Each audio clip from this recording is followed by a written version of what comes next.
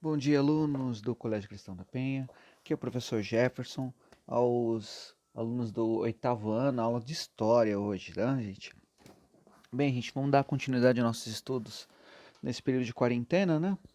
E vamos focar hoje, vamos dar continuidade, né, nas, nas revoluções inglesas, onde o nosso foco hoje vai ser no chamado Novo Exército Modelo, que vai estar lá na página, a partir da página 64, tá? Então vocês podem estar acompanhando por lá. E nós vamos entender o que foi esse novo exército modelo, qual foi o andamento, né, da guerra civil, que ainda não acabou essa guerra civil, né, não tinha acabado, quem que vai estar no poder, quem vai estar lutando contra quem. Então vamos entender um pouquinho sobre isso daí, né? Na aula passada a gente falou um pouquinho sobre o Carlos I, né, e a relação dos direitos, né?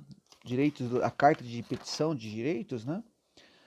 E nessa aula, então, a gente vai focar um pouquinho mais posterior a isso, né?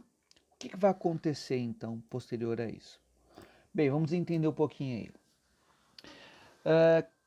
O senhor Carlos I, né? Quando ele conseguiu derrotar a primeira parte da guerra, né? Que era o rei, né?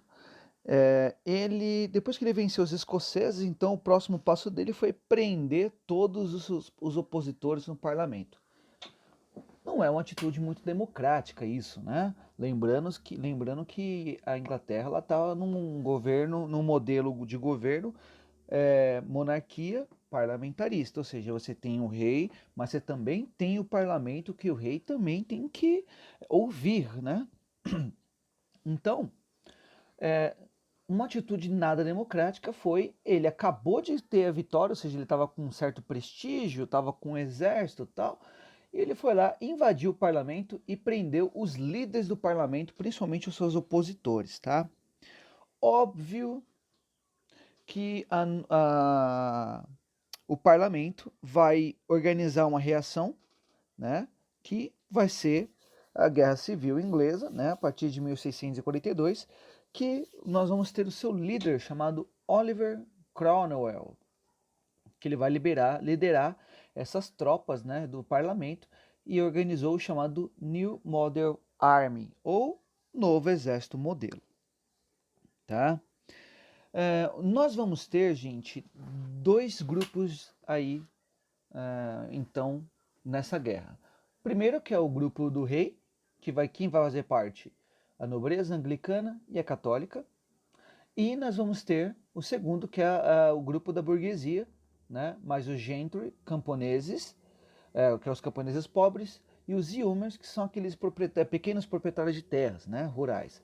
Então nós vamos ter esses dois grupos que vão estar lutando nesse período, né? Bem, vamos entender um pouquinho aí desse desenrolar dessa revolução, tá? Vamos lá. Irritado com a oposição parlamentar, Carlos mandou sua guarda invadir a sede do parlamento e prender seus principais líderes. Esses, por sua vez, organizaram tropas para lutar contra as forças do rei. Teve início então a chamada Guerra Civil.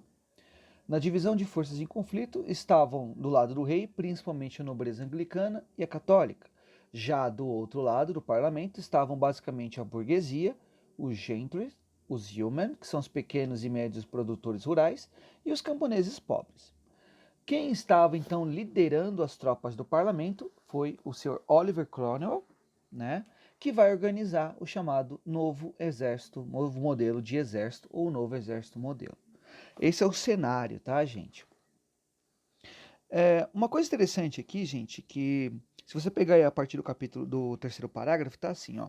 Populares passaram a desenvolver consciência política e a partir, né, do seu contato com o novo exército modelo e em consequência organizaram dois movimentos que se chocaram diretamente com os interesses da burguesia.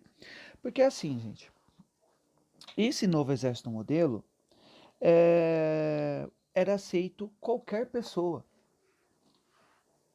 independente da sua classe social, né? Então, como aceitava qualquer pessoa, e detalhe, você teria o direito de ascender socialmente se você participasse do exército.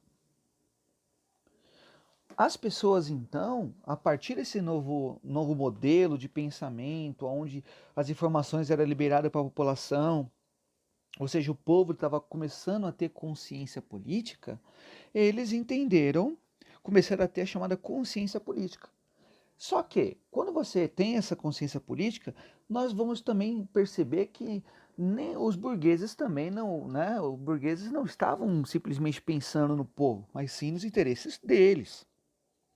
E o povo em si começou a querer fazer coisas diferentes. Quem vai ser esse movimento então? Nós vamos ter dois grupos aí dentro do pessoal da burguesia que vão ter dois pensamentos diferentes. Os chamados niveladores, que eram formados por soldados e pelos yeomen, que é a classe média rural, e reivindicavam a sociedade de pequenos produtores e defendiam em especial o fim dos cercamentos e das terras comuns. Já os escavadores, né, contestavam a legitimidade da propriedade privada, pregavam a ocupação pela força das terras desocupadas e comuns e representavam o grupo dos sem terras na Inglaterra de Cromwell. Ou seja, nós temos dois grupos aí. Agora, o que cada um desses dois grupos queriam? Temos aqui. O que os niveladores então defendiam? Primeiro, a dissolução da Câmara dos Lordes, ou seja, esse negócio de só os lordes mandarem, né, terem direito a voto, e não importa o que o povo pense, o que os lordes votarem é o que vai acontecer, não era de interesse. Todo o poder à Câmara dos Comuns, ou seja, eles defendiam que o poder tinha que estar na mão do povo, não na mão dos nobres. Né? Direito a voto a todos os homens, detalhe, né? Direito a voto a todos os homens. Aqui não coloca mulheres, né? Ou seja, para ver que no período a mulher não tinha nenhuma posição política ainda. Né? Liberdade religiosa, ou seja, eles queriam que o povo tivesse direito a escolher a sua religião. Fim do dízimo da igreja anglicana, fim dos monopólios comerciais, o direito à propriedade privada, ou seja, você ter posse da sua terra, você ter a escritura da sua casa, né? Você poder fazer o que você quiser com ela. Né? Proteção da pequena propriedade, e o líder seria o John Lilburne. E os escavadores ou cavadores, né, defendiam uma reforma agrária radical. O que é reforma agrária? Né?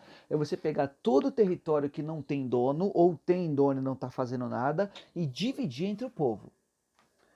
Confisco de terras da igreja e do governo e dos grandes proprietários, ou seja, tirar a terra desse pessoal e dar para o povo. Entrega de terras aos pobres, e o líder era o Gerhard Wiestenderle. Ou seja, a frase era basicamente o seguinte: ó, o homem mais pobre da Inglaterra tem tanto direito à terra quanto o mais rico. Ou seja, dentro da própria burguesia, do grupo da burguesia que estava lutando contra o rei, nós tínhamos duas visões diferentes de como deveria acontecer pós a vitória. Tanto que o que vai acontecer, né? Não conseguindo obter resultados satisfatórios com as suas lutas, os niveladores passaram a criticar o exército e criar rebeliões dentro dele, tentando tomar sua liderança à força. Óbvio que o Cromwell, quando começa a perceber isso, o que ele faz? Ele sufoca com essa revolta rapidamente, né? Fazendo o quê? Matando seus líderes, lógico, né? Só que, no meio disso tudo, lembre-se que a guerra estava acontecendo entre o grupo da burguesia e o grupo do rei. Numa dessa, o rei, quando chega em 1648, enquanto os niveladores criavam embates com a alta hierarquia do exército, a burguesia e os monarquistas, Carlos, que havia sido preso, fugiu buscando refúgio na Escócia. Só que os escoceses entregam o Carlos I ao parlamento, né? Só que dessa vez o parlamento e o Oliver Cromwell não perde tempo e decide simplesmente executar o rei. Ou seja, o rei ele foi executado em praça pública, né? E os líderes do exército do rei fossem fuzilados em praça pública para deixar como exemplo. A partir daí, gente, nós vamos ter um novo contexto dentro da Inglaterra, que é a chamada República de Cromwell, né? Porque ele vai virar o líder dessa república e ele vai tomar as decisões dentro dessa república, tá? Mas isso fica para uma próxima aula, tá, gente? Então, para maior entendimento, gente, façam os exercícios da página 65 e 66, tá? E é isso aí, gente. Muito obrigado a todos e tchau, tchau.